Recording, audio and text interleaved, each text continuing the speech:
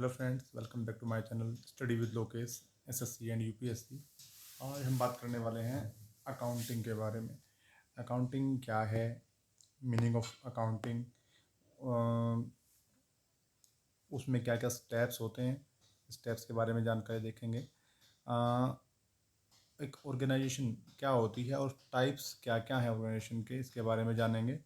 और interested users क्या होते हैं। अकाउंटिंग जब हम करते हैं, अकाउंटिंग से जो डाटा निकलता है वो डाटा हम जब किसी रिपोर्ट के थ्रू कुछ यूजर्स तक पहुंचाते हैं तो वो यूजर्स कौन कौन से हैं, इंटरेस्टेड यूजर्स कौन कौन से हैं, उसके बारे में बात करेंगे। एसएससी इसके बारे में पूछता है, कई बार पूछा भी है कि इंटरनल यूजर्स और एक्सटर्नल यूजर्स के बारे में, और किस तरह से वो जो इन्फॉर्मेशन होती है अकाउंटिंग के थ्रू जो हमें मिलती है वो किस तरह से उनको हेल्पफुल होती है।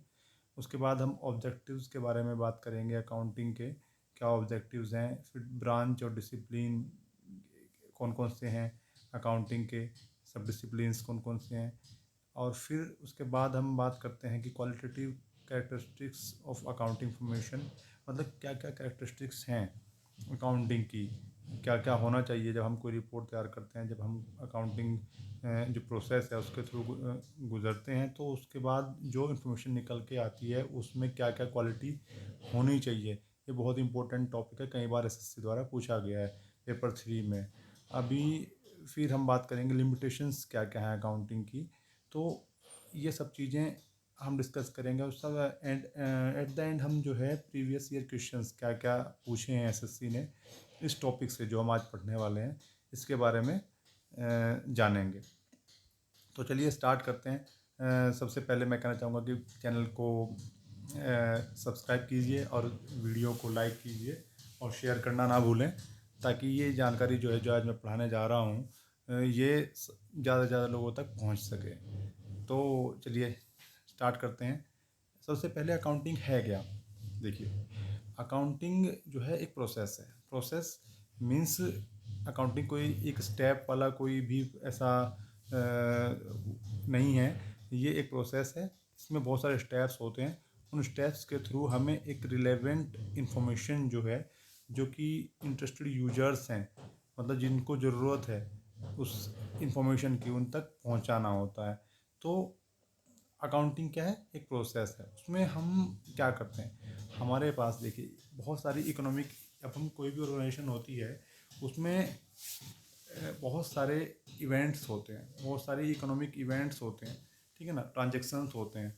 तो उन ट्रांजेक्शन्स जो ट्रांजेक्शन मतलब हिंदी में होता है लेन देन, उन लेन देनों को हम कैसे एक रिकॉर्ड में लाएंगे, किन किन को रिकॉर्ड में लाना है, ठीक है ना। और उनको रिकॉर्ड में लाने का कोई तरीका, मतलब अगर मान लिया कोई परचेज आपने किया है किसी भी ऑर्गेनाइजेशन में, तो उस परचेज को कैसे लिखोगे, मतलब मॉनेटरी टर्म्स में लिखोगे, किन टर्म्स में लिखोगे, तो वो सब जो है क्या डील करता है, वो अकाउंटिंग डील करती है, ठीक है ना। और उन जो हम फाइनली जो इन्फॉर्मेशन निकल के आती है उसको हमें कम्युनिकेट करना होता है, किसको, इंटरेस्टेड यूजर्स को।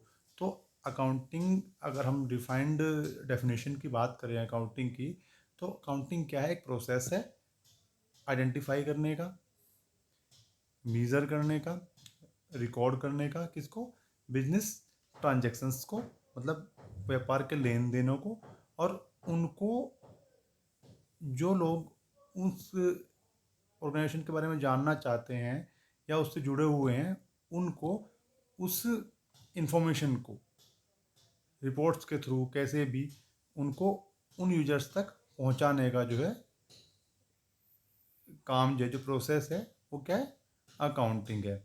अब देखिए, अब जैसे इकोनॉमिक इवेंट के बारे में बात करते हैं। देखिए, मान लो कोई हमें कोई मशीनरी परचेज करनी है, मशीनरी परचेज कर रहे हैं, मशीनरी परचेज करते हैं तो मशीनरी परचेज करने के बाद ये इसको हम जो है कैसे लिखेंगे, अगर हम इसको रिकॉर्ड में लाना है तो रिकॉर्ड में मान लिया हमने मशीनरी को परचेज की, मशीनरी जो है ₹6000 की है, तो ये जो है ये मॉनेटरी टर्म्स में आ गया, तो इसको हम अकाउंटिंग में हम अपने रिकॉर्ड में इसको लिखेंगे, ठीक है ना। तो देखो, इकोनॉमिक इवेंट को हम क्या करते हैं, हम मीज़र करते हैं। मीज़र करते हैं किस में, मॉनेटरी टर्म्स में, मतलब उसकी वैल्यू निकालते हैं। वैल्यू मतलब वो कितने रुपए की है या कितने डॉलर की है, हमारे यहाँ रुपीज़ चलता है तो कितने रुपीज़ की है वो, तो उस जो वैल्यू आई, जो अमाउंट आया, उसको हम रिकॉर्ड करते हैं, ठीक है ना।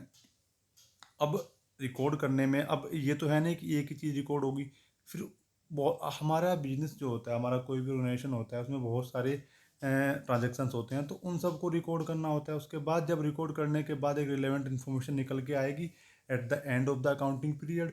अकाउंटिंग पीरियड में जब कंप्लीट होता है तो उसके बाद जैसे हमारे यहाँ पे क्या होता है, कोई बिजनेस जो भी हमारी ऑर्गेनाइजेशंस होती हैं, कंपनीज होती हैं, वो क्वार्टरली अपने रिजल्ट्स जो है डिक्लेयर करती है, मतलब प्रॉफिट कितना हुआ, लॉस कितना हुआ, ठीक है ना। और ताकि जो उससे जुड़े हुए लोग हैं, जो इंटरेस्टेड यूजर्स हैं, उन तक वो जानकारी, वो प्रॉफिट एंड लॉस की जानकारी जो है वो पहुंच सके, और जो फाइनेंशियल हेल्थ है कंपनी की, उसके बारे में जो है वो यूजर्स जान सकें और अपने डिसीजन ले सकें। तो अकाउंटिंग क्या है? अकाउंटिंग जो है वो जो लेन देन होते हैं किसी भी बिजनेस ऑर्गेनाइजेशन में, तो उन सब को रिकॉर्ड करने का एक जो है प्रोसेस है, ठीक है ना। अब सारी चीज़ें रिकॉर्ड नहीं हो सकती। रिकॉर्ड करने के लिए हमें जो है रिकॉर्ड, ऐसा तो नहीं है ना कि हमने कोई पॉलिसी चेंज कर दी तो उसको रिकॉर्ड करेंगे, ऐसा नहीं है, ठीक है ना। अब हमने कोई जैसे वैल्यू ऑफ ह्यूमन रिसोर्सेज, हमने कोई बंदा खरीदा तो नहीं है, ठीक है ना, तो उसको हम सैलरी दे रहे हैं, लेकिन वैल्यू क्या है ह्यूमन रिसोर्स की, ठीक है ना, इसको हम निकाल नहीं सकते, तो ये रिकॉर्ड नहीं करेंगे। लेकिन जो चीज़ें रिकॉर्ड करने की, जैसे मान लो कोई भी इवेंट है, जैसे कोई भी किसी भी चीज़ का सेल या परचेज है, उसको रिकॉर्ड कर सकते हैं। तो ये क्या होता है, ये आइडेंटिफाई करना होता है कौन सी चीज़ों को रिकॉर्ड करना है, कौन सी चीज़ों को रिकॉर्ड नहीं करना है। तो इसी तरह से फिर रिकॉर्ड करने के लिए उसको मेज़र करना पड़ेगा, पहले पहले मेज़र करना पड़ेगा, उसको मॉनेटरी टर्म्स में बदलना पड़ेगा, उसके बाद रिकॉर्ड करना पड़ेगा, फिर कम्युनिकेट करना पड़ेगा। तो ये देखें तो हम कि हमारे 4 जो है स्टेप होते हैं अकाउंटिंग में। कौन कौन से स्टेप होते हैं? फर्स्ट स्टेप क्या है? आइडेंटिफिकेशन। मतलब पहला क्या है? आइडेंटिफिकेशन। हम किसी भी इवेंट को, इकोनॉमिक इवेंट को, ट्रांजैक्शन को रिकॉर्ड करने से पहले उसको आइडेंटिफाई करते हैं कि क्या उसको रिकॉर्ड करना है या नहीं करना, ठीक है ना। तो आइडेंटिफाई करना बहुत ज़रूरी होता है। उसके बाद ही फिर उसको मेज़र करते हैं, मेज़रमेंट। सेकेंड स्टेप क्या है? मेज़रमेंट है। मतलब मेज़रमेंट का मतलब क्या होता है? उसको मॉनेटरी यूनिट्स में बदलना, उसको जो है फाइनेंशियल टर्म्स में बदलना। किसी भी बिजनेस ट्रांजैक्शन को क्या करना है? उसको मॉनेटरी यूनिट्स में, उसको पैसे में बदल, रुपए में, पैसे में बदलना ही क्या है? मेज़रमेंट है। मतलब आपने कोई भी एक मशीन खरीदी, मान लिया आप जो है लैपटॉप खरीदते हैं, लैपटॉप आपने खरीदा, लैपटॉप कितने का है? 50,000 का है, 50,000 का है। तो इवेंट क्या है? आपने आइडेंटिफाई की इवेंट क्या है? इवेंट जो है, ट्रांजेक्शन क्या है? लैपटॉप का खरीदना, ठीक है ना, लैपटॉप का खरीदना। तो उसको मेज़र कैसे करेंगे? मेज़र करेंगे 50,000, 50,000 रुपया उसका जो है वैल्यू आया, तो उसको मेज़र करेंगे, ठीक है ना। मेज़र कर लिया हमने कि 50,000 रुपये वैल्यू का जो है लेन देन हुआ। अब क्या काम है? थर्ड स्टेप क्या बचता है हमारा? थर्ड स्टेप बचता है हमारा जो है रिकॉर्डिंग।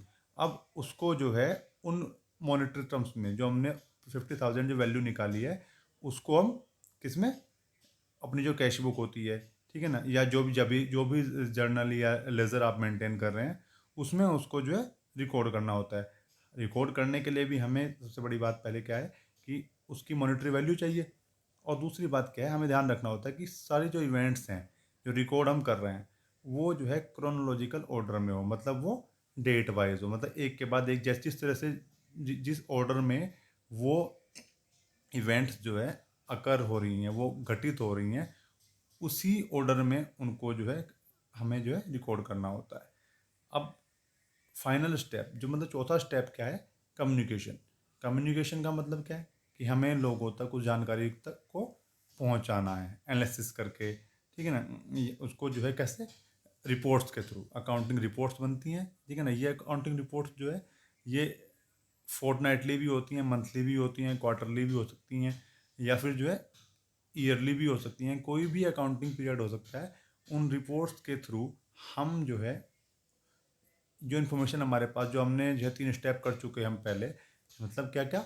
आइडेंटिफिकेशन, मीज़रमेंट, रिकॉर्डिंग, ठीक है ना, उसके बाद कम्युनिकेशन। उन रिपोर्ट को जो है हम क्या करते हैं? कम्युनिकेट करते हैं, किसको? इंटरनल और एक्सटर्नल यूजर्स को। अब ये इंटरनल एक्सटर्नल यूजर्स क्या हैं, ये सबसे बड़ी बात है, इसके बारे में हम डिस्कस करेंगे अभी। तो वो लोग क्या करते हैं, जो इंटरनल और एक्सटर्नल यूजर्स हैं वो क्या करेंगे, वो मतलब उनको भी तो उनको चाहिए, उनको क्यों चाहिए, उनको इन्फॉर्मेशन उनको कोई ना कोई उनको डिसीजन लेना होगा। अब मान लिया कोई भी, मतलब अगर हम इंटरनल यूजर्स की बात करें, जैसे मान लिया कोई कंपनी है, उस कंपनी में डायरेक्टर भी होंगे, मैनेजर्स भी होंगे, ठीक है ना। तो उनको क्या चाहिए, वो अपनी जब कंपनी रन करते हैं तो उनकी कुछ एडमिनिस्ट्रेटिव पॉलिसीज़ होती हैं, कुछ मैनेजरियल पॉलिसीज़ होती हैं। तो अब उन्होंने 1 साल काम किया, 1 साल काम किया, पूरा ऑर्गेनाइजेशन रन हुआ, 1 साल काम किया। अब उनको जब वो जो इन्फॉर्मेशन, जो अकाउंटिंग होने के बाद जो उनको इन्फॉर्मेशन मिली, जो कम्युनिकेशन हुआ, अब उसके अकॉर्डिंग वो जो उन्होंने पॉलिसी चलाई थी पिछले साल में, ठीक है ना, जब उस अकाउंटिंग पीरियड में उसको इवेल्युएट करना होता है कि हाँ वो पॉलिसी ठीक थी या नहीं थी, या उसमें कुछ चेंजेस लाने होते हैं, या फिर कुछ भी और कोई बदलाव करना है हमें, अपनी पॉलिसी में बदलाव करना है कि कितने 10 आदमी हमें और रखने हैं, हमारे पास कम आदमी थे, ठीक है ना, चलाने के लिए ऑर्गेनाइजेशन, हमारे पास लेबर कम थी, हमारी मशीनरी कम थी, कि हमारी मशीनरी जो है ये अच्छी क्वालिटी की नहीं थी, ठीक है ना, या फिर हमारी कॉस्ट ज़्यादा आ रही है, किसी प्रोडक्शन को करने में, किसी प्रोडक्ट को बनाने में कॉस्ट कितनी आ रही है, कॉस्ट ज़्यादा आ रही है, कॉस्ट कम आ रही है, ठीक है ना, तो उस हिसाब से जो है हमारा प्रॉफिट कम हो रहा है, ठीक है ना, हमारा प्रॉफिट कम हो रहा है। तो वो सब चीज़ें क्या है, जो डायरेक्टर्स हैं, जो उसके मैनेजर्स हैं, उनको जो है अपनी पॉलिसी को चेंज करना, अपनी पॉलिसी को इवेल्युएट करने के बाद चेंज करना, या फिर उसको चेंज ना करें, मतलब वो पॉलिसी ऐसी चल रही है तो चेंज नहीं करेंगे ना, तो उस पॉलिसी को आगे चलते रहने देना, ठीक है ना। ये सब डिसीजन जो है वो आपके डायरेक्टर जो लेवल है, जो आपके या फिर मैनेजर्स हैं वो लेते हैं, ठीक है ना। तो उनको डिसीजन कब लेंगे, जब उनके पास रिपोर्ट पहुंचेंगी, उनके पास रिपोर्ट आएगी तभी तो डिसीजन लेंगे ना। तो डिसीजन लेने के लिए उनको क्या चाहिए, अकाउंटिंग रिपोर्ट्स चाहिए। उसी तरह से एक्सटर्नल यूजर्स होते हैं।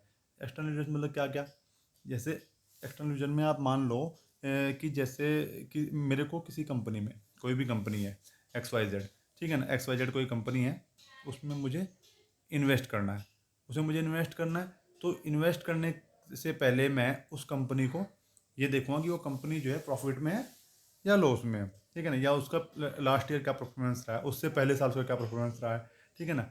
तो ये सब चीज़ें जो हैं, ये सब चीज़ें मुझे कहाँ से मिलेंगी, ये सब चीज़ें मुझे मिलेंगी उसके जो अकाउंटिंग हुई है, अकाउंटिंग के बाद जो रिपोर्ट्स जनरेट हुई हैं, तो वो रिपोर्ट्स जब मैं देखूंगा तो मुझे वहाँ से जानकारी मिलेगी। अगर मुझे अच्छा लगा, मुझे लगा कि हाँ वो कंपनी प्रॉफिट में जा रही है, ठीक है ना, तभी मैं अपना डिसीजन ले पाऊंगा ना, ठीक है ना। अगर वो लॉस में जा रही है तो मैं इन्वेस्टमेंट क्यों करूँगा उसमें, उस कंपनी में नहीं करूँगा। अगर वो प्रॉफिट में जा रही है तो मैं इन्वेस्टमेंट करूँगा। तो मैं क्या हूँ, मैं एक्सटर्नल हूँ, मैं उस कंपनी से जुड़ा हुआ नहीं हूँ, मैं उस कंपनी का पार्ट नहीं हूँ, बट मैं उस कंपनी का जो पार्ट बनना चाहता हूँ, मतलब मैं जो है उसमें इन्वेस्ट करना चाहता हूँ। इसी तरह से बैंक है, बैंक क्या है, बैंक किसी कंपनी को क्या देता है, लोन देता है। बैंक है, एक किसी कंपनी को क्या देता है, लोन देता है।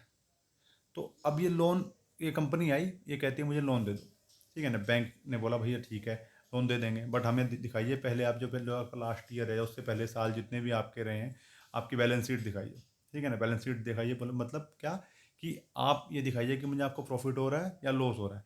अब भाई कोई बंदा, जो कोई कंपनी डूब रही है, अब उसको मैं लोन कैसे दूंगा, ठीक है, जब वो पे ही नहीं कर पाएगी, जब वो उसको रिपे ही नहीं कर पाएगी वापस, उसको वो उधार चुकता नहीं कर पाएगी, तो मैं उसको लोन क्यों दूंगा। ये मुझे पता कहाँ से चला, उसकी परफॉर्मेंस से, कि हाँ वो कंपनी प्रॉफिट में जा रही है तो ठीक है, मैं लोन दे दूंगा, मुझे पता है कि प्रॉफिट में कंपनी है, तो ये अपना जो है लोन जो है चुकता कर देगी, कोई दिक्कत नहीं है, वापस दे देगी मेरे को, बैंक को।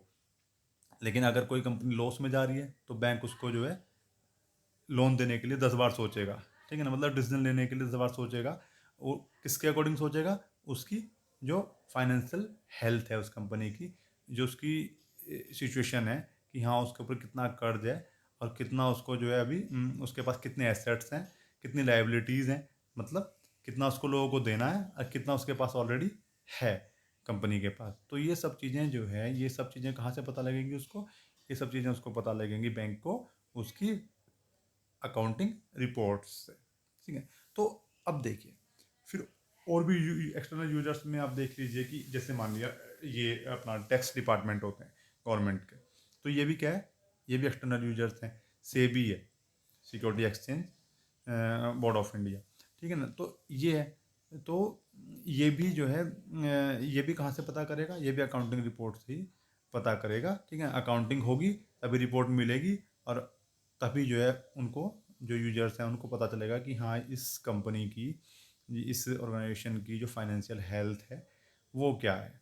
तो इसके बारे में हमें, तो अब यहाँ से देखिए अकाउंटिंग जो है एक ही बहुत ही मेजर रोल प्ले करती है किसी भी ऑर्गेनाइजेशन के लिए, किसी भी कंपनी के लिए, किसी भी फर्म के लिए, ठीक है ना। और अकाउंटिंग में आप नोट कर लीजिए, देखो हमारे पास जो है ना ये चार स्टेप अकाउंटिंग के हैं। आइडेंटिफिकेशन है, मेजरमेंट है, थर्ड जो है रिकॉर्डिंग है, और फोर्थ क्या है, कम्युनिकेशन है। तो ये चार स्टेप हमेशा याद रखने हैं, ठीक है, क्योंकि एसएससी इन्हीं पे क्वेश्चन पूछती है कि हाँ ये मतलब कौन सा, ये पूछेगी कि आइडेंटिफिकेशन के बाद कौन सा स्टेप आता है, मेजरमेंट आता है, मेजरमेंट के बाद कौन सा स्टेप आता है, रिकॉर्डिंग आता है, रिकॉर्डिंग के बाद जो फाइनल स्टेप क्या आता है, वो कम्युनिकेशन आता है। यहाँ हमारा जो साइकिल है अकाउंटिंग का वो कंप्लीट हो जाता है, ठीक है ना। चलिए ठीक है, तो अब आगे देखते हैं कि हमारा जो नेक्स्ट क्या है। ये हम बात कर रहे हैं ऑर्गेनाइजेशन की। ऑर्गेनाइजेशन है क्या, देखिए ऑर्गेनाइजेशन कोई कोई भी एक बिजनेस एंटरप्राइज जो है वो एक ऑर्गेनाइजेशन है, ठीक है ना। ये क्या है, ये प्रॉफिट वाली भी हो सकती है और नॉट फॉर प्रॉफिट मोटिव भी हो सकती है, ठीक है ना। उसका जो मोटिव है, जो मतलब जो उसका मेन जो एम है किसी ऑर्गेनाइजेशन का, वो जो है वो प्रॉफिट गेन करना है, या फिर जो है वो चैरिटी बेस पे काम कर रही है, या फिर वो जो है वो नॉट फॉर प्रॉफिट काम कर रही है। तो उस पर डिपेंड करता है कि वो ऑर्गेनाइजेशन कैसी है। फिर अगर हम देखें कि साइज ऑफ एक्टिविटीज़ और लेवल ऑफ बिजनेस ऑपरेशन के बेस पे हम किसी भी ऑर्गेनाइजेशन को जो है कई टाइप्स में क्लासीफाई कर सकते हैं। जैसे कि सोल प्रोप्राइटरी कंसर्न, जिसका एक ही बंदा, मतलब जो बंदा जिसके पास जो है ओनरशिप है किसी ऑर्गेनाइजेशन की, अगर वो बंदा एक ही है तो वो क्या है, वो सोल प्रोप्राइटरी कंसर्न है। अब दूसरी बात क्या है, पार्टनरशिप फर्म आ जाती है। पार्टनरशिप फर्म में म्यूचुअल एग्रीमेंट काम करता है, दो चार बंदे मिलके, ठीक है ना, दो से ज़्यादा बंदे मिलके जो है क्या करते हैं, म्यूचुअल एग्रीमेंट कर लेते हैं और अपनी एक फर्म ओपन कर लेते हैं। तो वो क्या होती है, वो पार्टनरशिप फर्म हो जाती है। तीसरा क्या है, हमारा कोऑपरेटिव सोसाइटी है। आपको पता होगा अमूल दूध बेचती है, ठीक है ना। ये क्या है, एक कोऑपरेटिव सोसाइटी है। इनका जो प्रिंसिपल क्या है, ये सेल्फ हेल्प प्रिंसिपल पे काम करती है, मतलब एक दूसरे की हेल्प करना। अब दो चार लोग मिलके आएंगे, ठीक है ना, मिलके आके वो क्या करेंगे, वॉलंटरी, अब स्वेच्छा से आएंगे, ठीक है ना, वॉलंटरीली आएंगे और वो एक ग्रुप बना लेंगे, ठीक है ना। उनका जो जो इकोनॉमिक इंटरेस्ट उनके रहेंगे उसको आगे रखेंगे, ठीक है ना। और एक क्या करेंगे, मतलब एक सेल्फ हेल्प ग्रुप, एक तरह से मान लिया, एक ग्रुप बना लिया, सोसाइटी बना ली, तो उस तरह से वो फिर जो है क्या, वो अपना बिजनेस स्टार्ट कर देंगे। जैसे अमूल है, इफ़को है, इफ़को खाद आपने बहुत हमारे खेतों में यूज होता है, पहले से यूज होता आ रहा है इफ़को, ठीक है ना। अमूल का दूध पीते हैं, अमूल का दूध पीता है इंडिया ठीक है ना, ये आपने सुना भी होगा, रोज ऐड आता है। अब हम चौथी बात करें तो कंपनी। कंपनी क्या है, कंपनी एक लीगल एंटिटी है, मतलब वो कंपनीज एक्ट 1956 आपने सुना होगा पहले, ठीक है ना। अभी जो लेटेस्ट 19 ये अपना है कंपनीज एक्ट 2013।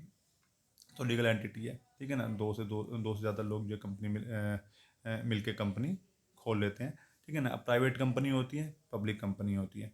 प्राइवेट कंपनी में क्या है कि मेंबर्स जो है दो, मिनिमम दो होंगे, ठीक है ना, और मैक्सिमम 200 हो सकते हैं। ये होगी प्राइवेट आपकी कंपनी। एक होती है पब्लिक कंपनी। पब्लिक कंपनी में जो मिनिमम मेंबर होंगे वो 7 होंगे, और अपर लिमिट कुछ नहीं है, कितने भी हो सकते हैं, ठीक है ना, नो लिमिट। तो ये बात आप ध्यान रखिए, सिर्फ जो है जानकारी के लिए था कि ऑर्गेनाइजेशन क्या होती है। अब नेक्स्ट चलता है, मैं बता चुका हूँ वैसे इसको, मैंने पहले डिस्कस कर लिया वैसे ये, कि इंटरेस्टेड यूजर्स क्या क्या हैं। मैंने बताया था अकाउंटिंग के बाद जब फाइनल जो रिपोर्ट बनती है अकाउंटिंग रिपोर्ट, तो वो जो है वो किन किन यूजर्स को, उनकी मतलब उनको यूज़ कौन करता है, ठीक है ना, उनको यूज़ कौन करता है, किनको वो चाहिए होती हैं। तो हमारे पास जो है ना, देखिए इंटरनल यूजर्स भी होते हैं, एक्सटर्नल एक्सटर्नल यूजर्स भी होते हैं, ठीक है ना। अब ये जो ग्रीन वाले मैं शो कर रहा हूँ ये इंटरनल यूजर्स हैं, और जो मैंने येलो वाले में शो किया है ये क्या है, ये जो है आप, ये एग्जांपल हैं किसके, एक्सटर्नल यूजर्स के। अब देखिए जैसे ओनर है, किसी कंपनी का भी ओनर है, ठीक है ना, या शेयर होल्डर है, ठीक है ना, उसको उसको क्यों चाहिए, उसको क्यों चाहिए अकाउंटिंग की इन्फॉर्मेशन, उसको क्यों चाहिए अकाउंटिंग रिपोर्ट, क्यों चाहिए, ताकि वो अपनी कंपनी की जो फाइनेंशियल हेल्थ है उसको एसेस कर सके। मतलब वो कंपनी उसकी किस तरफ जा रही है, डूबने की तरफ जा रही है या फिर जो है अच्छा प्रॉफिट कमा रही है। तो ये सब जो है जानना होता है उसको, ये सब उसको जो है जांचना होता है, जानना होता है। तो इसलिए जो है ताकि वो अपना डिसीजन फर्दर ले सके, ठीक है ना, बिकॉज उसको भी तो डिसीजन लेना होता है ना, उसको भी डिसीजन लेना पड़ेगा कि हाँ क्या करना है, पैसा निकालना है उस फर्म से या पैसा और डालना है उस फर्म में जो उसने जो जिसका वो ओनर है उस कंपनी का, ठीक है ना। तो ये सब चीज़ें जो है उसको ज़रूरत पड़ती है।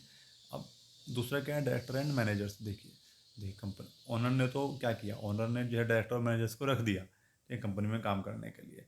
अब ये जो डायरेक्टर्स हैं, जो मैनेजर्स हैं, ये अपनी ये पॉलिसीज़ लेके आएंगे, ठीक है ना, ये पॉलिसीज़ लेके आएंगे।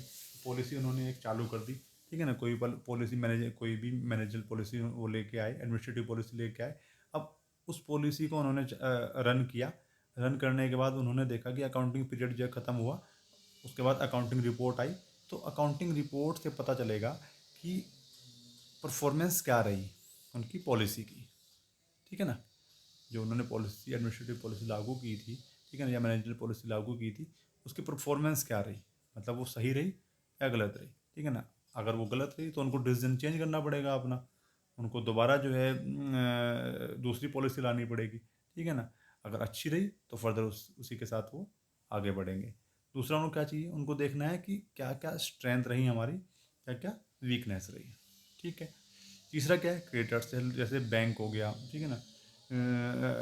बैंक जो है क्या करता है, वो लोन देता है, ठीक है ना, किसी भी कंपनी को, ठीक है ना। तो ये एग्जांपल किसका है, क्रेडिटर्स का, लेंडर्स का, ठीक है ना। उसको ये जानना होता है कि ये कंपनी जो है, जो जिसको वो लोन देंगे वो या उधार देंगे, उसको वो वापस भी कर पाएंगी या नहीं कर पाएंगी, कैसे पता करेंगे, उसकी अकाउंटिंग रिपोर्ट से। ऐसे ही प्रोस्पेक्टिव इन्वेस्टर्स इन्वेस्टर्स होते हैं, मतलब जिसको जो चाहते हैं कि मैं इस कंपनी में इन्वेस्ट करूं। अब उनको अकाउंटिंग से क्या पता चलता है, उनको पता चलता है कि मैं इस कंपनी में इन्वेस्ट करूं या ना करूं। अगर हालत ख़राब है, कंपनी की हालत पहले ही ख़राब है, ठीक है ना, तो वो जो इन्वेस्ट करेंगे वो डूब जाएगा। तो वो क्यों इन्वेस्ट करेंगे उसमें, तो वो कहाँ से उनको पता लगेगा, वो कहाँ से वो एसेस कर पाएंगे, उनकी उसकी कंपनी की अकाउंटिंग रिपोर्ट्स से। फिर आगे गवर्नमेंट और रेगुलेटरी एजेंसी भी होती हैं, ठीक है ना, मैंने बताया था आपको, रजिस्ट्रार ऑफ कंपनीज होता है, उनको ज़रूरत पड़ती है अकाउंटिंग रिपोर्ट्स की, उनको भेजनी होती है कंपनीज़ को, ठीक है ना।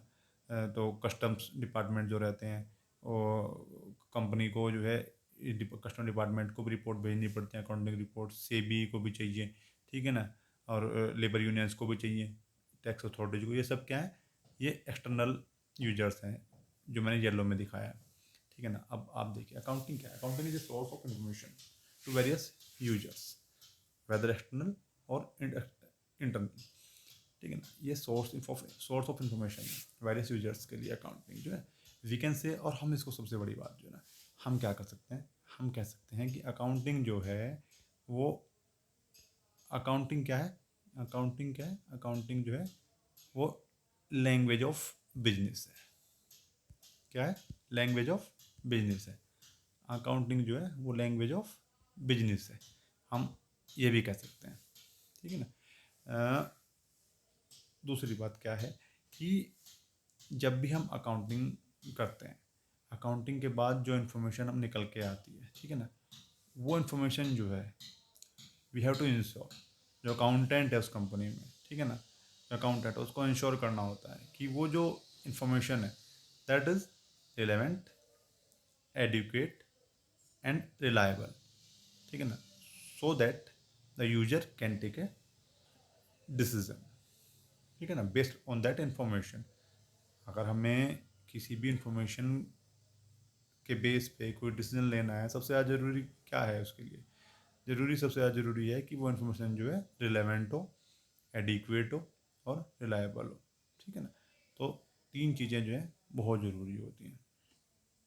अब आगे बढ़ते हैं, आगे बढ़ने से आगे बढ़ते हैं बढ़ के देखते हैं कि ऑब्जेक्टिव्स ऑफ अकाउंटिंग, मतलब अकाउंटिंग क्यों, क्या ऑब्जेक्टिव्स हैं, किस लिए अकाउंटिंग कर रहे हैं, ठीक है ना। तो देखते हैं, फर्स्ट हम देखें कि हमें क्या होता है, कोई भी बिजनेस हम जब हम रन करते हैं तो उस बिजनेस को जब रन करेंगे तो बहुत सारे ट्रांजेक्शन्स होते हैं। अब भैया हमें पता है कि हम अपने घर भी बनवाते हैं, अब हम आप सबने घर बनवाया होगा, बिजनेस मान लेते हैं उसको एक तरह से, एक बार एक, तो क्या होता है कि घर बनवाते हैं तो हम हर एक चीज़ एक डायरी में, हमारे पिताजी भी थे, वो भी डायरी में क्या करते हैं, वो नोट करते थे कि हाँ भैया कि हमने जो है मिस्त्री को इतना दिया, मजदूर को इतना दिया, ठीक है ना, इतना पैसा दिया। तो हर चीज़ जो भी आ रही है, इतने का सीमेंट आया, इतने का रेत आया, इतने की बजरी आई, ठीक है ना, उन सबको क्या करते थे, रिकॉर्ड करते थे, मतलब उनको ऑन द रिकॉर्ड रखते थे, मतलब उनको डायरी में नोट करते थे, ठीक है ना, क्योंकि उसमें सब में क्या हो रहा है, उसमें सब में जो है पैसे का लेन देन हो रहा है। तो ऑब्जेक्टिव क्या है अकाउंटिंग का, पहला ऑब्जेक्टिव अकाउंटिंग का क्या है कि maintenance of records of business transactions, ठीक है ना, जितने भी लेन देन होते हैं किसी भी बिजनेस में उन सब का रिकॉर्ड जो है मेंटेन करना, ये क्या है, ऑब्जेक्टिव है अकाउंटिंग का पहला। दूसरा क्या है, जब हम सब बिजनेस ट्रांजेक्शन्स जो हैं किसी बिजनेस के, उनको रिकॉर्ड कर लेंगे, ठीक है ना, उनका रिकॉर्ड मेंटेन हो जाएगा, तो हम उससे क्या कर सकते हैं, उससे हम क्या कर सकते हैं, उससे हम प्रॉफिट एंड लॉस जो है वो भी निकाल सकते हैं कि कंपनी को प्रॉफिट हो रहा है या लॉस हो रहा है। तो ये कैलकुलेशन जो है, ये भी काम किसका है, ऑब्जेक्टिव किसका है, ये ऑब्जेक्टिव जो है अकाउंटिंग का ऑब्जेक्टिव है, ठीक है ना। अब तीसरा, अब प्रॉफिट एंड लॉस हमें पता लग गया, तो अब देखो कड़ियाँ जुड़ रही हैं। उसके बाद हमें जब प्रॉफिट एंड लॉस पता लग जाएगा तो हमें उस कंपनी की, उस बिजनेस की, मतलब फाइनेंशियल पोजीशन, फाइनेंशियल हेल्थ क्या है उसके बारे में हम जो है पता लग जाएगा, उसके बारे में पता लग जाएगा, मतलब उसके पास कितने एसेट्स रह गए हैं, कितनी उसके ऊपर लाइबिलिटीज़ हैं। एसेट्स क्या होते हैं, लाइबिलिटीज क्या होती हैं, ठीक है ना, देनदारी जो होती है हमारी, मतलब हमें जो है हमने लोन लिया, ठीक है ना, वो तो वो क्या है, वो देनदारी है, ठीक है ना। अब एसेट क्या है, एसेट मान लें मशीन हमने खरीदी, कोई भी बिजनेस स्टार्ट कर रहे हैं, उस बिजनेस को स्टार्ट कर, कोई भी हम फैक्ट्री लगा रहे हैं, फैक्ट्री के लिए हमें क्या चाहिए, सबसे पहले लैंड चाहिए, ठीक है ना, लैंड चाहिए, लैंड, लेबर, मशीन, मनी, ये सब आपको पता ही चाहिए, ठीक है ना। अब हमने क्या है, मशीन खरीदी, तो मशीन क्या है, वो जो है क्या है, वो एक एसेट है, किसका, उस कंपनी का, उस बिजनेस का। और हमने उस मशीन को खरीदने के लिए हमने हमने क्या लिया, हमने लोन लिया, किससे, बैंक से। तो वो उस बिजनेस पे क्या है, वो लाइबिलिटी है, मतलब वो देनदारी है, उसको हमें देना है, वापस करना है, किसको, बैंक को, ठीक है ना। हम कुछ सामान मंगाते हैं, हमने कुछ सामान खरीदा किसी दूसरे दुकानदार से, बंदे से, तो हमने उसको पैसा नहीं दिया सामान, लेकिन हमने ले लिया, तो लेकिन उसका पैसा देना है ना, उसका पैसा देना है, तो वो क्या है हमारे पास, वो भी लाइबिलिटी है, क्या है, लाइबिलिटी है। अब लाइबिलिटी जो है देखा जाए तो लाइबिलिटी मतलब अगर देखें तो वो शॉर्ट टर्म भी हो सकती है, शॉर्ट टर्म, और वो क्या हो सकती है, वो लॉन्ग टर्म भी हो सकती है। एक साल से ज़्यादा तक लाइबिलिटी है तो वो लॉन्ग टर्म हो जाएगी, और एक साल से कम की लाइबिलिटी है तो वो क्या हो जाएगी, वो शॉर्ट टर्म हो जाएगी, ठीक है ना। At the end of the accounting period हमें जो है, हमें पता करना है कि एसेट्स कितने हैं, लाइबिलिटीज़ कितनी है, तो वो कहाँ से पता लगेगा हमें, वो पता लगेगा हमें अकाउंटिंग से, ठीक है। अब चौथा जो मतलब एक ऑब्जेक्टिव है वो क्या है, वो है अकाउंटिंग इन्फॉर्मेशन को प्रोवाइड करना, किसको, यूजर्स को। ये सब हम चीज़ें पहले डिस्कस कर चुके हैं, लेकिन ठीक है, अभी हम बात करते हैं कि देखो अकाउंटिंग का रोल जो है वो डे बाय डे बदल रहा है, ठीक है ना। जैसे जैसे टेक्नोलॉजी बढ़ रही है, जैसे जैसे जो हम मतलब जो फंक्शंस हैं मैनेजमेंट के, वो कॉम्प्लेक्स होते जा रहे हैं, ठीक है ना। तो हमें क्या, जो इम्पोर्टेंस है अकाउंटिंग इंफॉर्मेशन की वो बढ़ती जा रही है।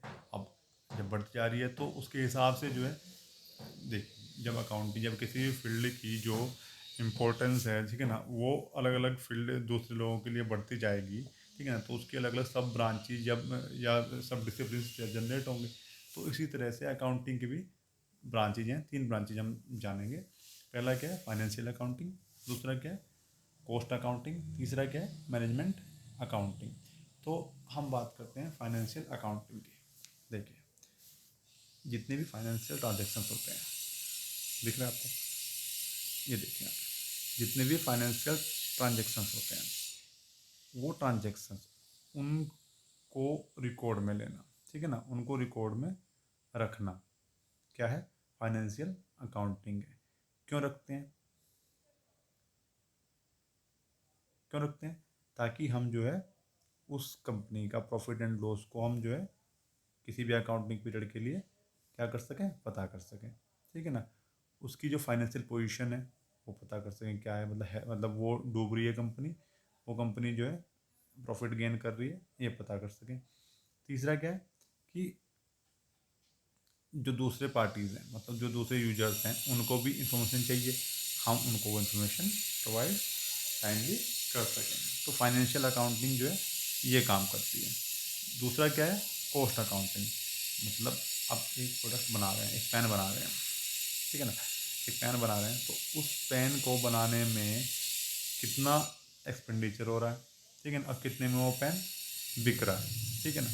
तो उन सब को कैलकुलेट करना, उसकी कॉस्ट को कैलकुलेट करना, ठीक है ना, ये किसका काम है, ये है कॉस्ट अकाउंटिंग का काम, ठीक है ना, कॉस्ट अकाउंटिंग का काम, ठीक है ना। अब कितना एक्सपेंडिचर हो रहा है, किसी पेन को बनाने में मतलब 10 रुपये का खर्चा है, ठीक है ना, उसके हिसाब से हम देखेंगे ना कि वो पेन हमें कितने में बेचना है ताकि हमें प्रॉफिट भी हो, ठीक है ना। ऐसा तो नहीं है कि अगर हमने 10 रुपये में बेचा, अगर हम इसकी कॉस्ट अकाउंटिंग नहीं करेंगे, ठीक है ना, इसको हम ये नहीं पता करेंगे कि हाँ ये हमने कि हमारा ये अकाउंट को बनाने, पेन को बनाने में 10 रुपये का खर्चा आया है, तो अगर हम इसका पता नहीं करेंगे कि 10 रुपये का खर्चा आया है, तो हम कैसे पता कर पाएंगे, या कैसे उसका हम आगे हमें उसको किस रेट पे किस प्राइस पे बेचना है, ठीक है ना, ये कैसे फिक्स कर पाएंगे। जब तक हम कॉस्ट अकाउंटिंग नहीं करेंगे तब तक ये पॉसिबल नहीं हो पाएगा, ठीक है ना। तो कॉस्ट अकाउंटिंग जो है ये दूसरी ब्रांच है किसकी, आपकी अकाउंटिंग की, सब डिसिप्लिन है। अब तीसरा क्या है मैनेजमेंट अकाउंटिंग। कोई भी जो आपका जो आपकी मैनेजरियल पॉलिसी होती है, एडमिनिस्ट्रेटिव पॉलिसी होती है, ठीक है ना, तो उस पॉलिसी के तहत जितने भी डिसीजंस लिए जाते हैं और डिसीजंस से जितने भी एक्शंस होते हैं उन सब का क्या प्रभाव पड़ा, ठीक है ना, क्या उनका क्या वो सही रहे, क्या वो गलत रहे, तो उन सब का जो इवैल्यूएशन होता है वो किसके अंडर होता है, वो होता है मैनेजमेंट अकाउंटिंग के अंडर में, ठीक है ना। मतलब किसी भी जो मैनेजमेंट पॉलिसी है उसको इवैल्यूएट करने का काम, ठीक है ना, और उसको फर्दर आगे और बड़ी और पॉलिसी को और रिफ़ाइन करने का काम या रिफॉर्म करने का काम जो होता है वो किससे होता है, वो मैनेजमेंट अकाउंटिंग से होता है, ये वाला, ठीक है ना। तो कितनी ब्रांच बताई हमने, हमने पहली बताई फाइनेंशियल अकाउंटिंग ये वाली, दूसरी क्या बताई कॉस्ट अकाउंटिंग ये वाली, तीसरी क्या बताई हमने मैनेजमेंट अकाउंटिंग। तीनों बहुत इंपॉर्टेंट हैं और क्वेश्चन इसमें इस पे आया है, ठीक है ना। हम बस हमें ये याद रखना है कि फाइनेंशियल अकाउंटिंग क्या करती है, कॉस्ट अकाउंटिंग क्या करती है और मैनेजमेंट अकाउंटिंग क्या करती है, ठीक है ना।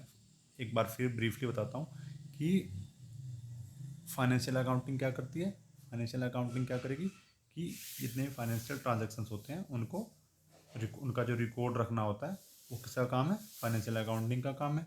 दूसरा क्या है कॉस्ट अकाउंटिंग, किसी भी प्रोडक्ट जो हम प्रोडक्ट बना रहे हैं किसी भी कंपनी में, ठीक है ना, उसकी कॉस्ट को कितना उसमें खर्चा आ रहा है उसको बनाने में, ठीक है ना, ये सब पता करने का काम क्या है, ये सब पता करने का काम कौन करता है, एक कॉस्ट अकाउंटिंग करती है।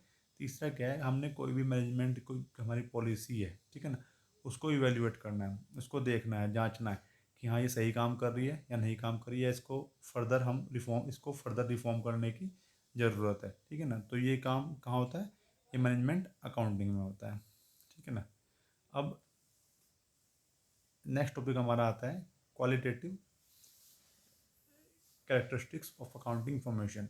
देखिए जब आप अकाउंटिंग करते हो, ठीक है ना, अकाउंटिंग करने के बाद जब आप रिपोर्ट जनरेट होती हैं, अकाउंटिंग रिपोर्ट्स जिन्हें बोलते हैं, ठीक है ना, तो अकाउंटिंग रिपोर्ट्स में क्या क्या क्वालिटी होनी चाहिए, ठीक है ना, क्या क्या वो किस किस तरह से होनी चाहिए, ठीक है ना। तो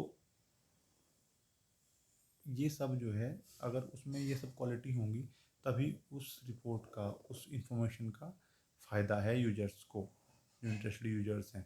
अगर ये सब क्वालिटी नहीं होंगी तो वो सब चीज़ें जो है, वो डिसीजन जो है वो नहीं ले पाएंगे, सही से नहीं ले पाएंगे, और उनको जो है वो डिसीजन सही नहीं ले पाएंगे, तो कहीं ना कहीं जो है इकोनॉमी के लिए वो सही नहीं है, ठीक है ना। तो किसी भी अकाउंट रिपोर्ट को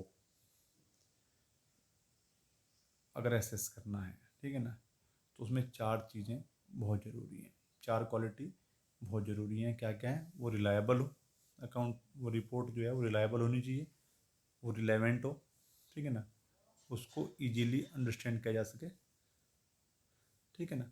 और चौथा क्या है? वो कंपेरेबल हो, मतलब उसको कंपेयर किया जा सके। अब वो रिलायबल कैसे होगी, ठीक है ना, हमें इसको याद रखना है। ये क्वेश्चन कई बार आया एसएससी में, ठीक है ना। क्या है कि वो जो है, जो भी आप रिपोर्ट बना रहे हैं, अकाउंटिंग रिपोर्ट दे रहे हैं, उसमें एरर नहीं होनी चाहिए, ठीक है ना। वो बायस नहीं हो, मतलब उसमें पक्षपात कहीं भी ना हो, ठीक है ना। और वो जो है, जो उसको रिप्रेजेंट करना है, वो ढंग से फेथफुल्ली उसको रिप्रेजेंट कर दे, तब उस रिपोर्ट को हम क्या कहेंगे कि हाँ ये रिपोर्ट जो है रिलायबल है, इस पर हम रिलाय कर सकते हैं, ठीक है ना, इसको हम मान सकते हैं, इसके बेस पे हम जो है क्या कर सकते हैं, डिसीजन ले सकते हैं। दूसरा क्या है? रिलेवेंस, जो रिलेवेंस है, ठीक है ना, मतलब कोई भी इंफॉर्मेशन, कोई भी अकाउंटिंग इंफॉर्मेशन जो है, अगर वो हमें टाइमली मिल रही है, ठीक है ना, और वो हमें फीडबैक या प्रोडिक्शन देने में जो है वो हमें हेल्प कर रही है, ठीक है ना, और हमारे जो डिसीजन है उसके बेस पे हम जो है ले सकते हैं, तो वो क्या होगी, वो जो रिपोर्ट होगी वो क्या होगी, वो रिलेवेंट होगी। अब मान के चलिए, मान लिया हमें जो है ये नवंबर चल रहा है, नवंबर में हमें कोई रिपोर्ट चाहिए, ठीक है ना, हमें कुछ चीज़ें उसके बेस पे जो है कोई डिसीजन लेना है। अगर ये जो इन्फॉर्मेशन है हमें जाके मार्च में अप्रैल में मिले, ठीक है ना, तो क्या वो रिलेवेंट रह जाएगी? भाई जब वो टाइमली अवेलेबल नहीं हो पाएगी, ठीक है ना, हमने हमें हमें हमें क्या करना है, हमें चाहिए भाई नवंबर के एंड तक का जो डाटा है हमें चाहिए, ठीक है ना, बट हमें नवंबर तक के एंड तक का डाटा जो है वो मिल रहा है जाके अप्रैल में नेक्स्ट ईयर, तो क्या करेंगे उसका? वो तो बेकार है ना, तो रिलेवेंट नहीं रह जाएगा वो, ठीक है ना। तो वो अगर वो टाइमली अवेलेबल है जो हम चाहते हैं, ठीक है ना, तो वो रिलेवेंट है, ठीक है ना, मतलब उसमें उसकी क्वालिटी है कि वो कि उसकी क्वालिटी क्या है कि वो जो है रिलेवेंट है, ठीक है ना, तो वो रिलेवेंट होगा तभी फ़ायदेमंद होगा, तभी यूजर्स जो है उसके बेस पर डिसीजन ले सकते हैं। तीसरी जो कैरेक्टरिस्टिक है क्या है? अंडरस्टैंडेबिलिटी, मतलब वो जिस सेंस से, मान लिया मैंने जो सोच के साथ रिपोर्ट बनाई है, ठीक है ना, जो रिपोर्ट, मतलब मैं कोई रिपोर्ट बना रहा हूँ, मुझे पता है कि ये इन्फॉर्मेशन जो है मुझे कन्वे करनी है, ये इन्फॉर्मेशन है, अगर वो इन्फॉर्मेशन जो जो मैंने उसमें रिपोर्ट में डाली है, वही इन्फॉर्मेशन जो है, सेम इन्फॉर्मेशन जो मैं उसमें देना चाहता हूँ, वो अगले वाला बंदा जिसके पास वो रिपोर्ट जा रही है वो समझ पा रहा है, ठीक है ना, वो सेम सेंस समझ पा रहा है, तो मतलब वो क्या है, वो इजीली अंडरस्टैंडेबल है रिपोर्ट। अगर वो, मैं कहना कुछ चाहता हूँ, ठीक है ना, और वो समझ कुछ रहा है उससे, तो वो, उससे हम ये नहीं कहेंगे कि वो अंडरस्टैंडेबल है, ठीक है, मतलब उसमें क्वालिटी ही नहीं है अंडरस्टैंडेबिलिटी की, तो फिर कोई फ़ायदा नहीं होगा रिपोर्ट का, ठीक है ना, उसके बेस पे हम जो है कोई भी डिसीजन नहीं ले सकते। तो तीसरी जो कैरेक्टरिस्टिक है क्या है कि अंडरस्टैंडेबिलिटी होनी चाहिए। फोर्थ जो कैरेक्टरिस्टिक है वो क्या है? कंपेरेबिलिटी, मतलब हम उस रिपोर्ट को जो है किसी दूसरी रिपोर्ट के साथ, दूसरी मतलब मान लिया अभी ये चल रहा है 22-23, फाइनेंशियल ईयर 22-23 चल रहा है, जो मार्च 2023 होगा, तो उसमें जो उस टाइम पे जो इन्फॉर्मेशन हमें मिलेगी किसी भी बिजनेस, जो एंटरप्राइज है उसकी इन्फॉर्मेशन, कोई उसकी भी कोई अकाउंटिंग जो इन्फॉर्मेशन हमें मिलेगी, उसको हम जो है, जो लास्ट ईयर, जो मतलब 21-22 के जो फाइनेंशियल ईयर था हमारा, जो 22 का जो मार्च है वो जो उस टाइम जो रिपोर्ट जनरेट हुई होगी, तो हम 23 वाली रिपोर्ट से उस 22 वाली रिपोर्ट को जो है कंपेयर कर सकें। तो इस तरह से जो है हमारी अकाउंटिंग इंफॉर्मेशन होनी चाहिए, ठीक है ना। मतलब वो जो सेम जो कॉमन पीरियड है अकाउंटिंग का, उसके साथ जो है उसको हम जो है कंपेयर कर सकें। जो प्रीवियस रिपोर्ट्स हैं उसी सेम कॉमन पीरियड की, उनके साथ हम उसको जो है उस रिपोर्ट को कंपेयर कर सकते हैं, तभी उसमें क्या होगी, कंपेरेबिलिटी होगी। दूसरी बात क्या है, अगर मैंने जो पहली रिपोर्ट है, मान लिया अगर मैं देखूं कि मुझे अक्टूबर की रिपोर्ट देखनी है, एक नवंबर की रिपोर्ट है, ठीक है ना, अक्टूबर की रिपोर्ट है, ये नवंबर की रिपोर्ट है, इसमें मैं यूज कर रहा हूँ कि ये जो है जो मैं यूज कर रहा हूँ कि ये डॉलर में है, मैं सारे जितने भी ट्रांजेक्शन लिए हैं वो डॉलर में लिए हैं, यहाँ मैंने रुपीज़ में लिए हैं, ठीक है ना। तो क्या मैं कंपेयर कर सकता हूँ? नहीं कंपेयर कर सकता, मुझे बहुत डिफ़िकल्टी हो जाएगी, मुझे बहुत सारे चेंजेस करने पड़ेंगे, तब जाके मैं कंपेयर कर सकता हूँ। लेकिन अगर मान लिया ये अक्टूबर वाली रुपीज़ में है और ये भी रुपीज़ में हो जाए, तो मैं इसको इजीली कंपेयर कर सकता हूँ ना। तो यही होना चाहिए अकाउंटिंग इंफॉर्मेशन में, अकाउंटिंग रिपोर्ट में, कि हम जो यूनिट यूज़ कर रहे हैं मेजरमेंट की, ठीक है ना, जो फॉर्मेट यूज़ कर रहे हैं रिपोर्टिंग का, वो जो है सेम रहे, वो चेंज ना हो, ठीक है ना। और रिपोर्ट जो है वो कॉमन पीरियड की होनी चाहिए, ठीक है ना। मतलब अगर मैं कहूँ कि हाँ मुझे मार्च 22 का चाहिए, मार्च 22, मार्च 22, और ऐसे ही मैं जो है फिर जो है मार्च 23, तो ये कॉमन पीरियड हो जाएगा। तो ये रिपोर्ट अगर मैं कंपेयर करना चाहूँ तो ये कंपेयर हो जाएंगी, मुझे पता भी लग जाएगा कि मार्च 22 में मेरी कंपनी की हालत क्या थी और मार्च 23 में मेरी कंपनी की हालत क्या है, ठीक है ना। तो अगर रिपोर्ट जो है वो कंपेरेबल होगी तो मैं इजीली कंपेयर कर सकता हूँ उसको, ठीक है ना। तो मतलब क्या है कि उसका जो यूनिट है मेजरमेंट का, उसका जो फॉर्मेट ऑफ रिपोर्टिंग है, ठीक है ना, उसका जो फॉर्मेट ऑफ रिपोर्टिंग है और जो यूनिट ऑफ मेजरमेंट है, वो दोनों जो है वो कॉमन हो जाने चाहिए, तभी कोई दो रिपोर्ट जो है वो कंपेयर हो सकती हैं। तो हमने क्या पढ़ा, हमने पढ़ा कैरेक्टरिस्टिक्स पढ़ी, कौन कौन सी, रिलायबिलिटी, रिलेवेंस, अंडरस्टैंडेबिलिटी और कंपेरेबिलिटी। तो ये चारों हमें याद रखनी है, ठीक है ना। एक ग्राफ है, देख लीजिएगा ग्राफ में, ठीक है ना। अब हमें कोई भी अकाउंटिंग इन्फॉर्मेशन चाहिए, किसको चाहिए, डिसीजन मेकर्स को चाहिए। वो अकाउंटिंग इन्फॉर्मेशन कैसी होनी चाहिए, उसको इजीली हम अंडरस्टैंड कर सकें, ठीक है ना, ताकि डिसीजन जो है हमारे वो यूजफुल रहें, ठीक है ना। उसके लिए हमें क्या चाहिए कि वो जो रिपोर्ट है वो रिपोर्ट जो है रिलेवेंट रहे, वो रिपोर्ट कंपेरेबल रहे, वो रिपोर्ट जो है रिलायबल रहे, ठीक है ना। रिलेवेंस कैसे रहेगी, जब वो टाइमली मिलेगी, ठीक है ना, जो उसकी डेडिकेटिव वैल्यू है वो मिलेगी साथ में, उसकी फीडबैक वैल्यू जो है हमें साथ में मिलेगी, तो जो है वो रिलेवेंट रहेगी, ठीक है ना। अगर रिलायबल कब रहेगी, वो वेरीफाइएबल है, उसको वेरीफाई कर सकते हैं, ठीक है ना। वो न्यूट्रलिटी है, मतलब बाइसनेस नहीं है, वो फेथफुलनेस उसमें है, ठीक है ना, तब जाके वो रिपोर्ट क्या रहेगी, रिलायबल रहेगी, ठीक है ना। तब हमारी तीन चीज़ें हो गई, तीन चीज़ें कौन कौन सी हो गई, रिलेवेंस, अंडरस्टैंडेबिलिटी और रिलायबिलिटी और कंपेरेबिलिटी। तो ये चारों में याद रख लीजिए। अब हम बात करते हैं लास्ट टॉपिक की, जो है लिमिटेशंस ऑफ काउंटिंग। इससे भी क्वेश्चन आए हैं एसएससी में, पूछे गए हैं, ठीक है ना। तो लिमिटेशंस क्या है अकाउंटिंग की। अब देखिए अकाउंटिंग क्या करती है, अकाउंटिंग जो है पास्ट ट्रांजेक्शन्स को ही रिलेट करती है, ठीक है ना।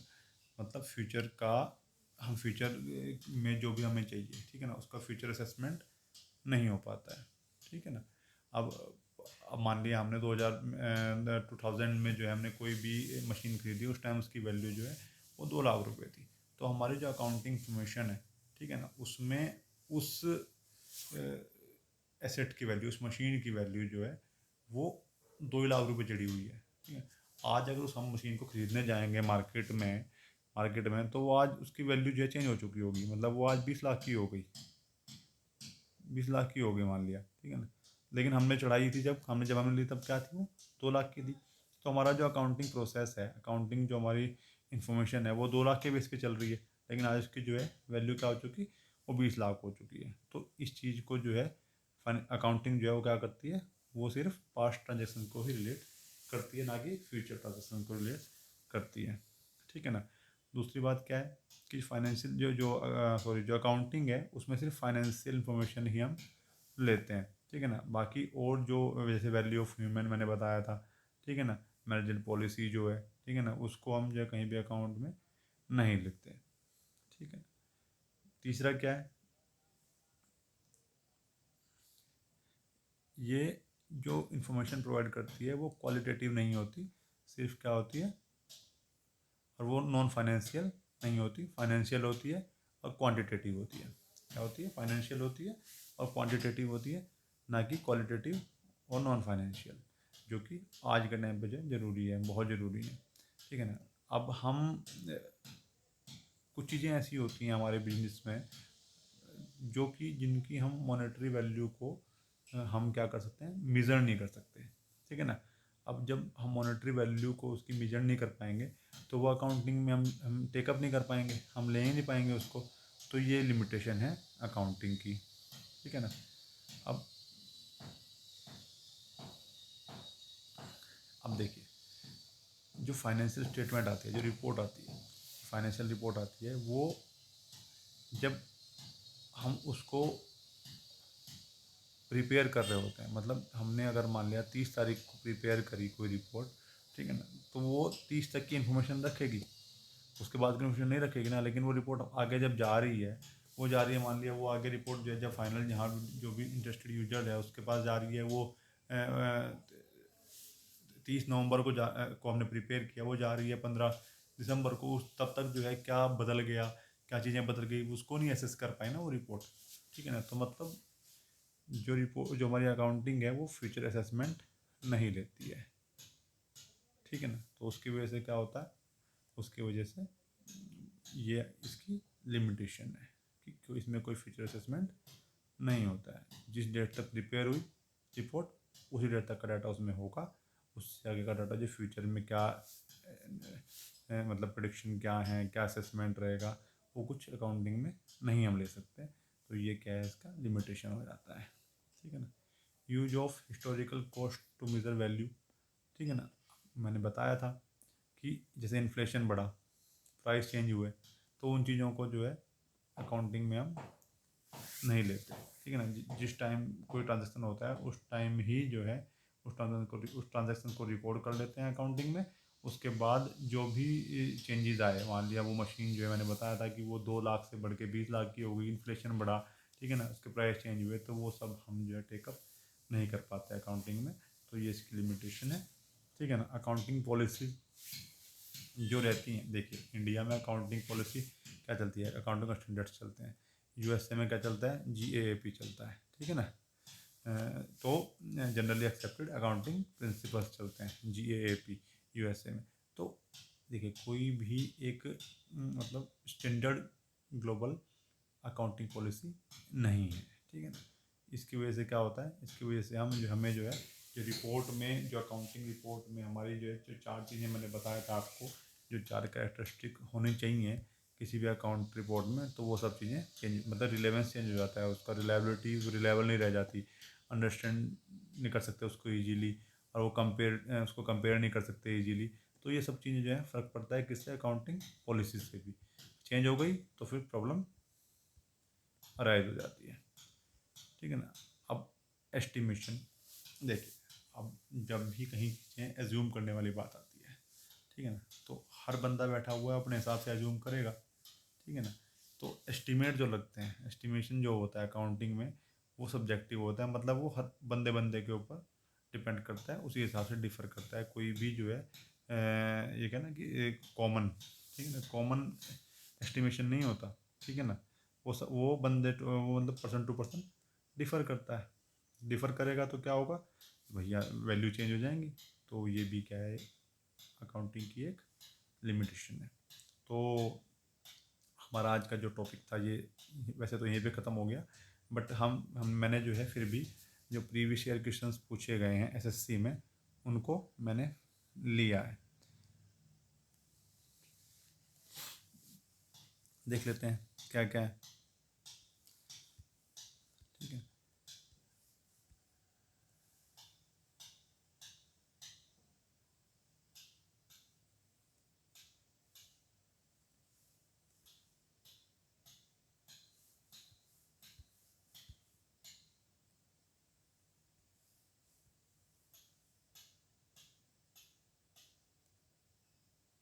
देखिए ये क्वेश्चन देखिए, ये वाला, विच ऑफ द फॉलोइंग इज और आर द एट्रीब्यूट, मतलब कैरेक्टरिस्टिक ऑफ अकाउंटिंग इंफॉर्मेशन।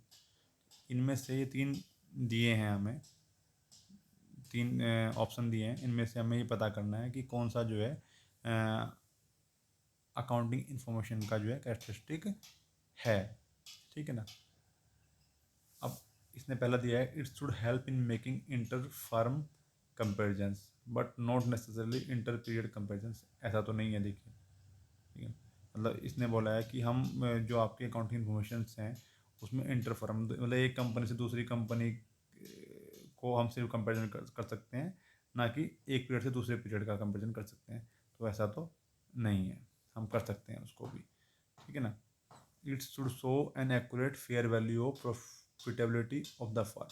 इसको दिखाना चाहिए, मतलब जो भी इंफॉर्मेशन हमें मिली है वो जो एक्यूरेट होनी चाहिए, और जो प्रॉफिटेबिलिटी है किसी फर्म की उसका जो है एक सीधा साफ साफ जो है चित्रण कर देना चाहिए। बिल्कुल सही बात है, कर देना चाहिए।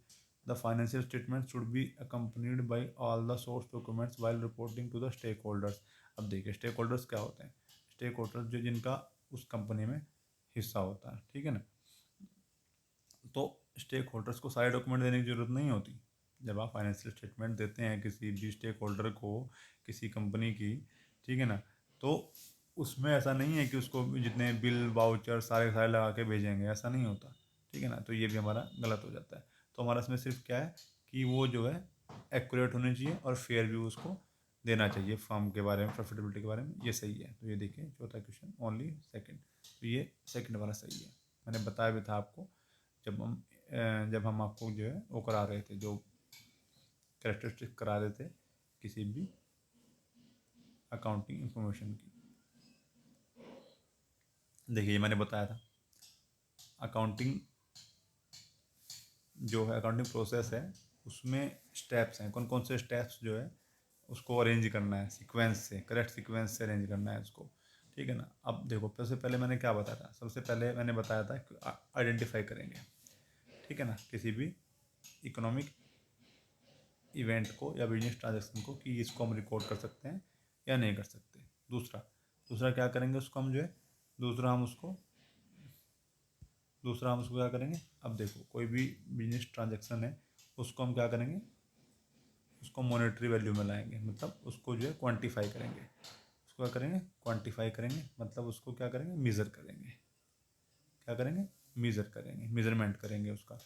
तीसरा मेजरमेंट कर लिया हमने, ठीक है। मेजरमेंट करने के बाद क्या करेंगे, उसको रिकॉर्ड करेंगे। रिकॉर्ड करने के बाद क्या करेंगे, उसको जो है हम कम्युनिकेट कर देंगे। तो हमारे पास देखो आइडेंटिफिकेशन पहला है, ठीक है ना, बी। दूसरा क्या है, ए। ठीक है, मेजरमेंट। तीसरा क्या है, रिकॉर्डिंग। चौथा क्या है, डी। तो बी ए सी डी, बी ए सी डी का ये रहा। ठीक है, नेक्स्ट देखिए।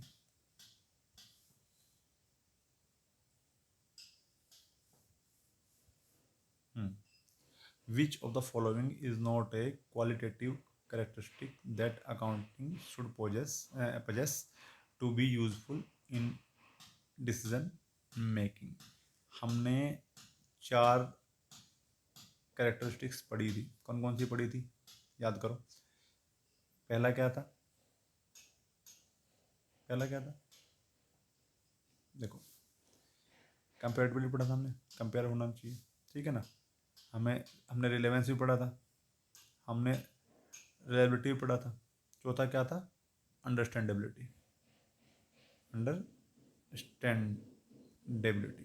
ठीक है ना। तो वो ये ऐसा कुछ नहीं था, कैसा, ये फ्यूचरिस्टिक्स फ्यूचरी फ्यूचरिस्टिक्स कुछ नहीं था ना। तो ये तो उसमें होता ही नहीं है, जब होता नहीं है तो यही आंसर है हमारा। ठीक है। चारों मैंने बता दिया आपको। पहली ये है कंपेरेबिलिटी, दूसरा क्या है रिलेवेंस, तीसरा क्या है रिलायबिलिटी, चौथा क्या है अंडरस्टैंडेबिलिटी। तो ये चारों हो गई, ये जो है इसका दूसरा आंसर है।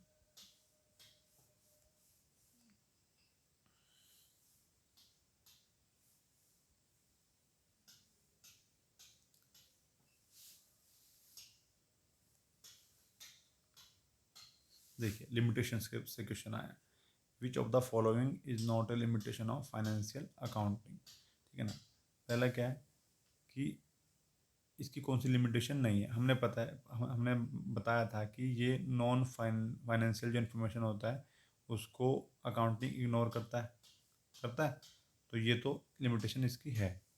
दूसरा क्या है, it focuses on quantitative information, मैंने बताया था कि हाँ ये सिर्फ क्वांटिटेटिव इन्फॉर्मेशन होती है, उसको भी इग्नोर उसको फोकस करता है, ना कि क्वालिटेटिव पे, तो ये भी हमारा जो है लिमिटेशन है। तीसरा क्या है, हमने बताया था it relates to past transactions only, ये भी हमने बताया था। इसने तीसरा क्या दिया है कि it communicates economic information about an enterprise to a wide variety of interested parties, ये लिमिटेशन नहीं है। जो थर्ड है ये लिमिटेशन नहीं है इसकी, ये जो है इसकी क्या है क्वालिटी है, तो ये हमारा आंसर हो जाएगा थर्ड।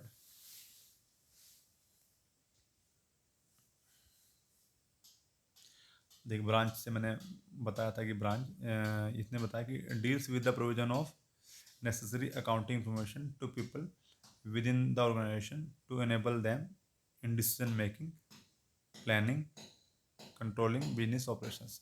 तो कौन सा है, देखिए इसने कहा कि accounting information to people within the organisation, किसी भी ऑर्गेनाइजेशन में जो भी आपको डिसीजन मेकिंग करनी होती है, प्लानिंग करनी होती है, कंट्रोलिंग होती है बिजनेस ऑपरेशंस की, वो आप किसके बेस पे करते हो, वो आप मैनेजमेंट अकाउंटिंग के बेस पे करते हो। ठीक है ना, फाइनेंशियल अकाउंटिंग में क्या होता है रिकॉर्ड कीपिंग होती है। मैंने कॉस्ट अकाउंटिंग में बताया था कि ये होता है कि क्या होता है कि कॉस्ट अकाउंटिंग में आपका जो है कि किसी कोई प्रोडक्ट बना रहे हो उसमें कितना खर्चा आ रहा है, कितना एक्सपेंडिचर हो रहा है, उसको हम जो है क्या करते हैं मेज़र करते हैं, और उसके हिसाब से जो है उस प्रोडक्ट का क्या करते हैं हम उसका प्राइस सेट करते हैं। ठीक है, सोशल अकाउंटिंग क्या है, मतलब सोसाइटी पे क्या फ़र्क पड़ रहा है, ठीक है ना, किसी भी बिजनेस का, तो सोशल अकाउंटिंग है एक तरह से। तो ये चीज़ें हो गई।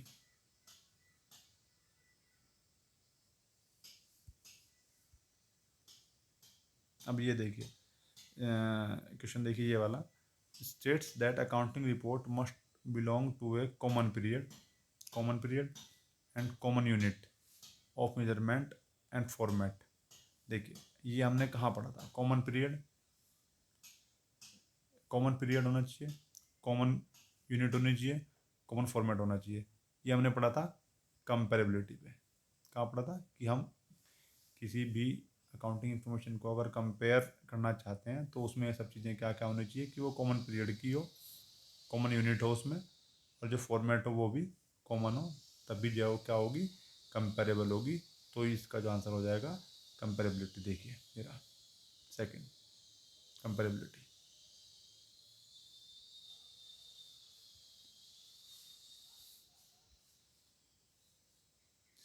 एक क्वेश्चन और देख लेते हैं, हालांकि इससे रिलेटेड नहीं है, बट ये क्या कि which of the following is true.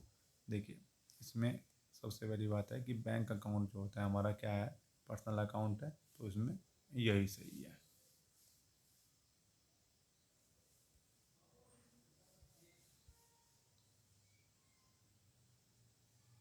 फिर लिमिटेशंस वाला एक और क्वेश्चन आया था, ठीक है ना, कि which of the following are accounting limitations. देखिए इसमें पहला क्या दिया कि accounting system records only historical events, सही बात है, लिमिटेशन है इसकी। Accounting ignores the effect of inflation on the value of fixed assets. Inflation मैंने बताया था कि 2 लाख की चीज़ है वो जो मतलब अभी क्या हो गई वो 2.5 लाख की हो गई, सॉरी 20 लाख की हो गई, तो इन्फ्लेशन बढ़ता गया, चीज़ें वही है, ठीक है ना, और उसके क्या है दाम बढ़ते गए, ठीक है ना। और जो चीज़ें आप इन्फ्लेशन जो है आपको पता ही है कि दाम बढ़ते जाते हैं, ठीक है, तो वो सब चीज़ें, तो वो इग्नोर करता है अकाउंटिंग, तो ये भी सही है, ठीक है ना। Accounting information does not include the cost of pollution employ accident injury, बिल्कुल सही बात है। ये तो कहाँ मैंने बताया था, ह्यूमन वैल्यू कुछ है ही नहीं, उसको वो अकाउंट ही नहीं करता अकाउंटिंग इन्फॉर्मेशन। तो उसमें क्या है कि तीनों चीज़ें, तीनों सही हैं, तीनों लिमिटेशन है।